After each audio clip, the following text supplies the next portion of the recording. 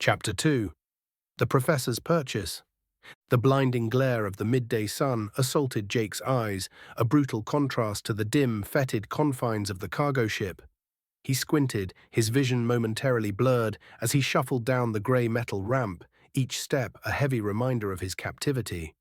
The air, dry and hot, filled his lungs, a strange alien warmth that carried the acrid scent of metal and the faint, unsettling hum of unseen machinery. It was a world utterly foreign, a stark departure from the familiar comforts of Earth.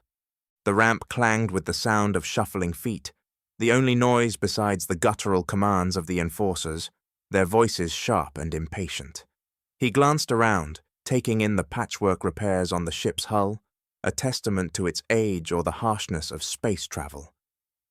In the distance, 3 other ships, of varying sizes and alien designs, sat like silent, predatory sentinels, their shadows stretching across the dusty ground. This would have been a breathtaking sight under different circumstances, a spectacle of interstellar travel, but Jake knew where this was headed, and the beauty was lost on him. A heavy silence hung over the makeshift compound, broken only by the shuffling of feet and the occasional metallic clang of a cage door.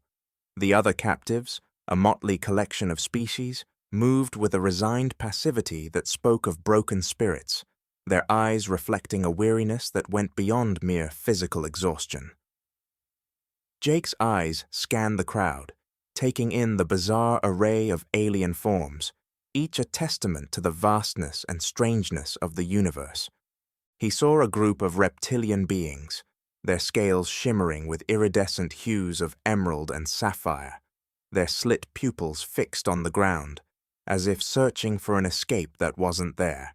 A hulking insectoid creature, its chitinous exoskeleton gleaming like polished obsidian, stood motionless, its multifaceted eyes reflecting the harsh sunlight, yet revealing no hint of emotion.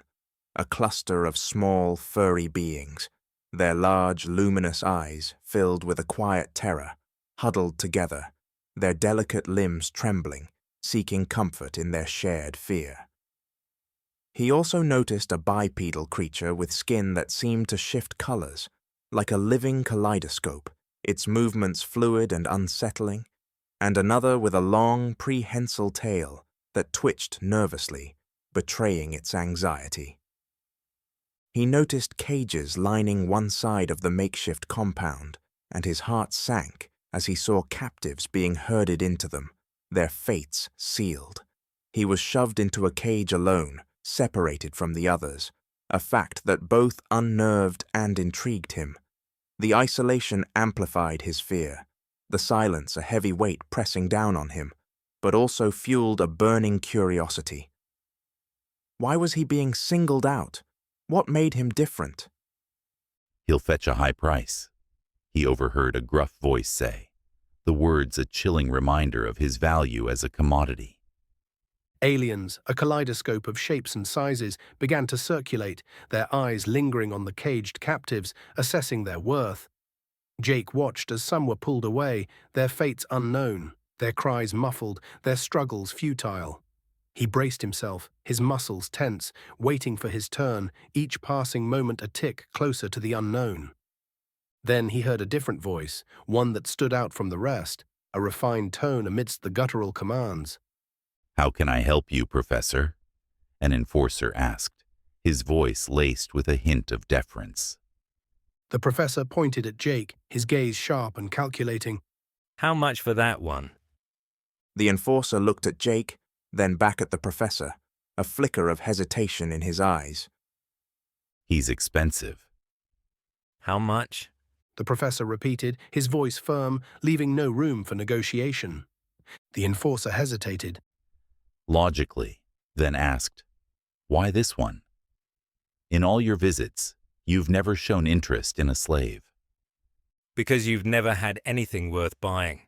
The professor retorted, his tone dismissive, yet hinting at a deeper curiosity. "This one. He'll fit my needs. He can carry my gear on my next expedition."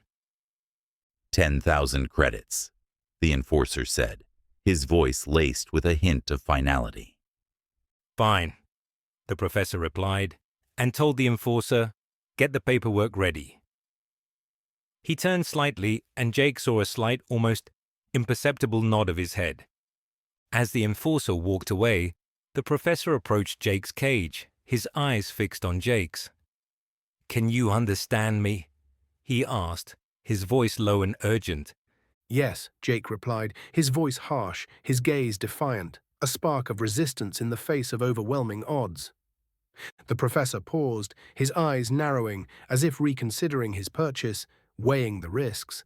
Then he stepped closer, his voice barely a whisper. "My name is... I'm a professor of lost or extinct civilizations.